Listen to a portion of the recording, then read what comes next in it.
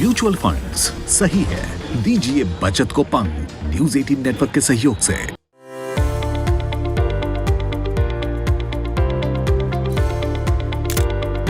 हमारे साथ आज हमारी गेस्ट मौजूद हैं। आपका नाम? हाय, मेरा नाम स्नेहा है। मैं पिछले 5 साल से एडवर्टाइजिंग सेक्टर में काम कर रही हूँ। अपनी इनकम का 20% मैं सेव करती हूँ, लेकिन मेरी सारी सेविंग अपने स्टूडेंट लोन चुकाने में चली जाती है।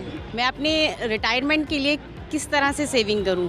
तो आपके मनी को कैसे ग्रो किया जाए, कैसे सुरक्षित रखा जाए, इस तमाम सारी बातों को बताने के लिए हमारे साथ आज इन्वेस्टमेंट एडवाइजर क्षितिज महाजन मौजूद हैं। जी क्षितिज। सो आई थिंक स्टार्ट करनी चाहिए जर्नी सर एक इमरजेंसी फंड से इनको। अच्छा। 3 to 6 मंथ्स का जो एक्सपेंस है वो आपके पास रेडी होना चाहिए हर वक्त। तो ये शॉर्ट टर्म पार्किंग के लिए होता है फंड ये। तो उसके लिए लिक्विड फंड ही सही एक फंड है। तो इसके बाद सवाल ये हो सकता है कि क्या रिटायरमेंट प्लानिंग के लिए स्नेहा किस तरह से अपना फ्यूचर प्लान करें? कब रिटायर होना चाहती हैं इस पर डिपेंड करता है।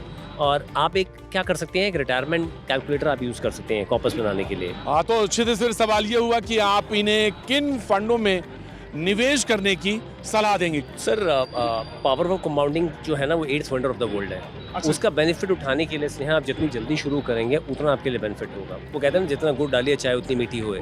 किसी ने 5000 की सिप शुरू करी है और 30 साल तक वो सिप कर रही है, तो 30 साल में 5000 के हिसाब से आपने 18 लाख रुपए इन्वेस्ट करें हैं सर। तो आपका अगर 12% से भी कॉपस बढ़ता है तो कोई लगभग 1.25 करोड़ के करीब की राशि आपकी 30 साल में इकट्ठी हो जाएगी। क्षितिज, फिर स्नेहा को आप किन फंडों में निवेश की सलाह देते हैं? तो यंग है तो equity investment, equity mutual fund ही सही है इनके लिए। और इक्विटी का एक थंब रूल होता है जिससे बोला जाता है 100 माइनस एज, कि मान लीजिए इनकी आयु 26 वर्ष की है और 100 में से 26 माइनस करते हो 74% एलोकेशन का एसेट एलोकेशन के हिसाब से इक्विटी में होना चाहिए। आपका रिस्क एपेटाइट अगर ज़्यादा है तो आप इक्विटी में ज़्यादा इन्वेस्ट कर सकते हैं। अगर इनका रिस्क एपेटाइट कम है तो वो थोड़ा कम भी कर सकते हैं। और थोड़ा मल्टी कैप और फोकस फंड को लेते हुए मिड कैप और स्मॉल कैप फंड साथ में ऐड करने चाहिए।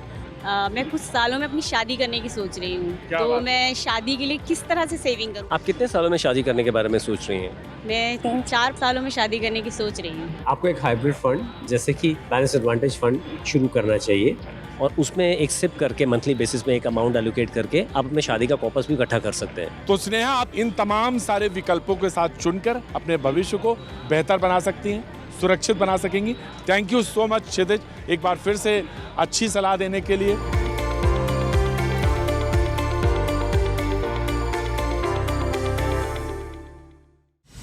म्यूचुअल फंड्स सही है, दीजिए बचत को पंग। न्यूज़ 18 नेटवर्क के सहयोग से।